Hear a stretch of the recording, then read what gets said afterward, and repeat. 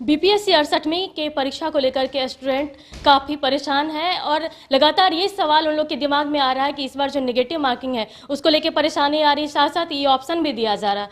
तो स्टूडेंट कितनी तैयारी में है हम ये भी आपको बताएंगे और कितने तैयारी इन लोग की बच गई हम ये भी बताएंगे, क्या परेशानियों का सामना करना पड़ रहा है हम ये भी बताएंगे। तो फिलहाल इस वक्त हम मौजूद है इस संस्थान को चलाने वाले मिशन 50 के जो डायरेक्टर हैं आईएएस डॉक्टर रंजीत सर, उनके द्वारा जो चलाया जा रहा है संस्थान, हम यहाँ इस संस्थान में आए हैं। तो सर है रजनी सर, ज़्यादा चर्चा का विषय बना रहता है कि यहाँ पे मैराथन क्लास कराया जाता है। स्टूडेंट जो साल भर तैयारी नहीं कर पाते हैं वो मैराथन की क्लास में कर लेते हैं। वो कैसे प्रिपेयर करते हैं सर आप लोग?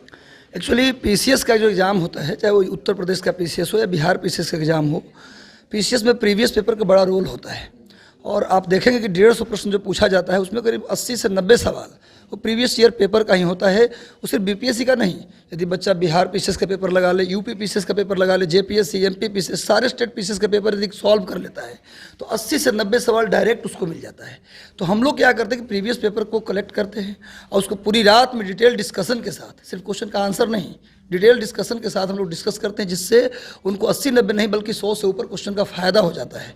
और ये शॉर्ट टर्म में किया जा सकता है, एक मैराथन क्लास में किया जा सकता है। पूरी कोर्स पढ़ाने में साल भर लग जाएगा, लेकिन अगर प्रीवियस पेपर कलेक्ट करके पढ़ाते हैं तो 2-3 रात में ये कंप्लीट हो जाता है। और हम बच्चों को भी सलाह देते हैं कि अगर आपको पीसीएस का प्रीलिम क्वालिफाई करना है, प्रीलिम एग्जाम, तो प्रीवियस पेपर पर आपको फोकस करना पड़ेगा, कमांड करना पड़ेगा। यदि कमांड है और करंट अफेयर आपके कमांड में है तो आपका प्रीलिम कोई नहीं रोक सकता।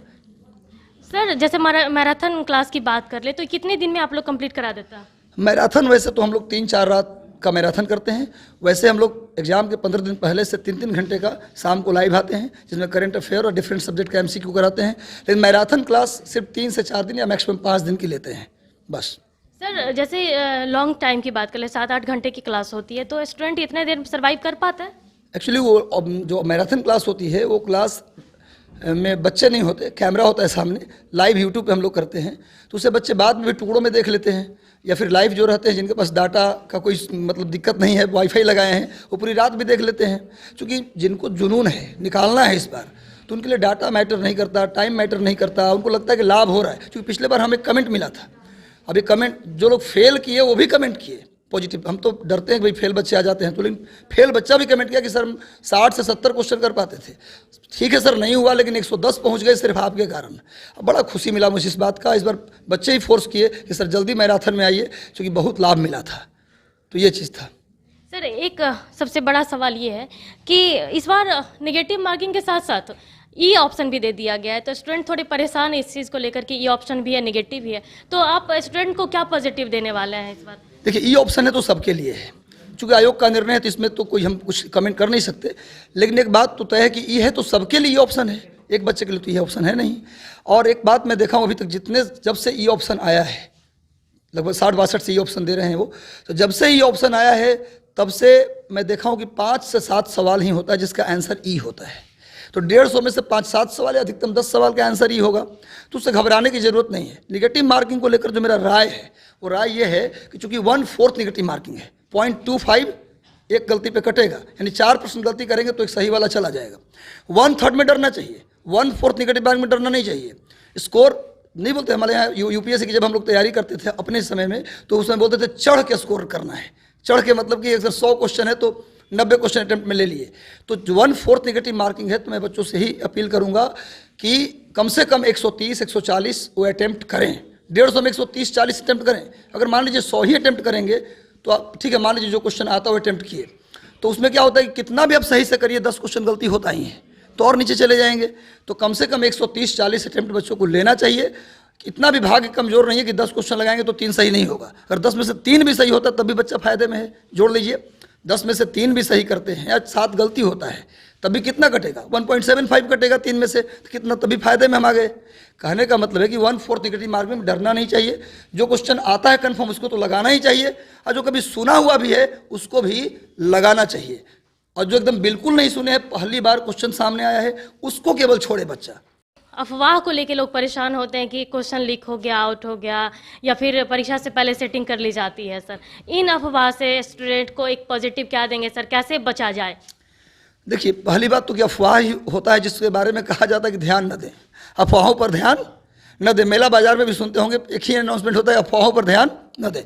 चूंकि आप अगर सिस्टम में कुछ है भी तो आप बदल तो सकते नहीं। हम तो न तो कोर्ट, हाई कोर्ट के जज हैं जो कुछ टीम गठित कर देंगे, SIT वो जांच करवा लेंगे।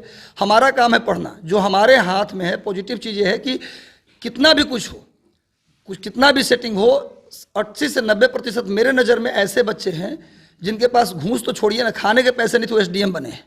अभी हर बार बन रहे हैं, हर बार। हम तो इस संस्थान से जुड़े हैं तब से लगातार अधिकारियों को देख रहे हैं बनते हुए अपने सामने। उसमें से 90% बच्चों को देखा जिसके घर में कुछ नहीं है, वो घूस कहाँ से देगा बेचारा। और वो SDM बना है, DSP BDO बना है। इसलिए मेहनत करने वाले बच्चों का हो रहा है।